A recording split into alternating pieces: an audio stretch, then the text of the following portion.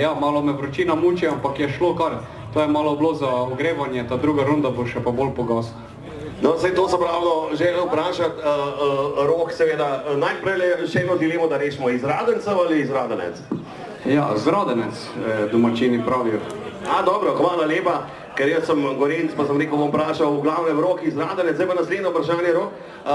Eno tako čudno, oziroma bo rekla eksotično destinacijo, kjer ne more vsak sploh priti in tam si nastopal, kje je bilo to?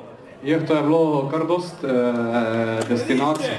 Središče v Dravi, no, je prvo, hecam se, tu je najlepše v domačih krajih, tudi središče v Dravi je za mene domači kraj, saj smo vsi tu v Pomurju, bom tako rekel, no. Ali kaj je to zdaj? Tu smo še Pomurje ali smo tu že Podravska regija, tu je nekaj, ne. Glavno, mi smo naši.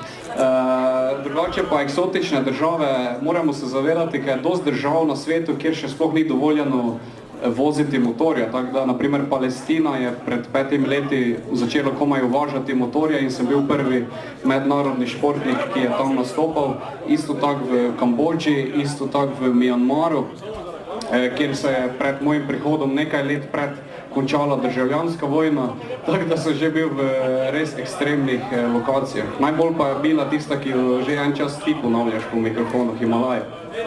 Himalaja, no, saj to sem želel vprašati, Guinnessova knjiga rekordov, Rok Mustang, jaz sem imel to srečo, lansko leto sem šel do tja, do severnega kampa Mount Everesta na 5300, tam nisem mogel dihati. Kje si pa ti nastopal, na kateri višini, to nas zanima?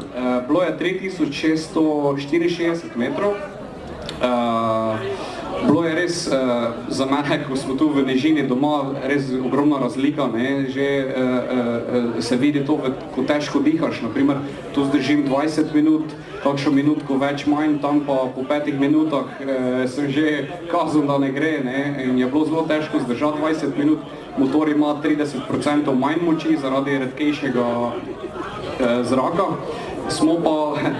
Sem pa pač KTM ekipo iz Nepala smo vprašali 2 meseca prej, če imajo kakšno visoko ležečo cesto, katero lahko dosežemo v enem dnevu. Seveda so nam zlagali, so rekli, ja, ti sam pridi, bomo že mi v enem dnevu dosegli.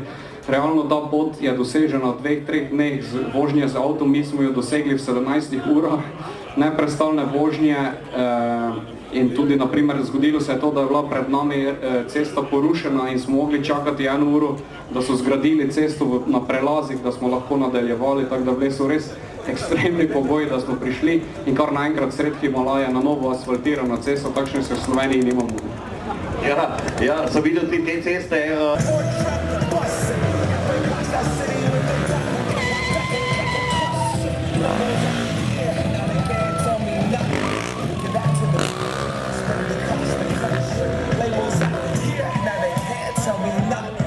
Give it to the people.